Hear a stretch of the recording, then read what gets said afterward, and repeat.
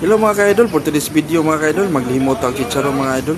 Adun na may scrap mga idol nga panit sa baboy mga idol. Muon tanay og chicharon. Nya ako sa share sa inyo mga idol kung sa technique na to paghimo ani chicharon mga idol. Ang una natong buhaton mga idol, atuan na nilatan kining panit sa baboy, then humantimplahan na nato ni siya asin mga idol.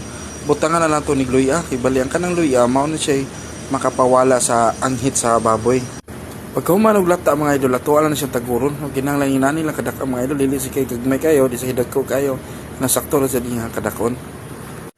Pag humanog tagod mga idol, ato na siyang ibutang sa babaw sa oven. Pero pwede sa siya mga idol, gaymo siya rin siyang ibuwad sa init.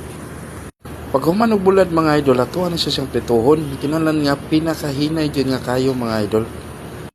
Ngayon tanaw ni mga mura siyang nikubol, imo na siyang kabuhaon. Naimot, atuala na ni papugnawon para lutuon na to na siyang balik, para final na siya mga idol. Karon ato nang gi-final og luto mga idol, pero kusugan na nato kayo. Karon luto na mga ka-idol, ang atong chicharon mga ka-idol.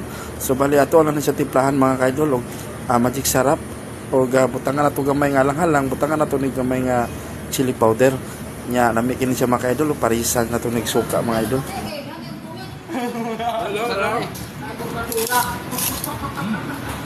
Kapan karon ba?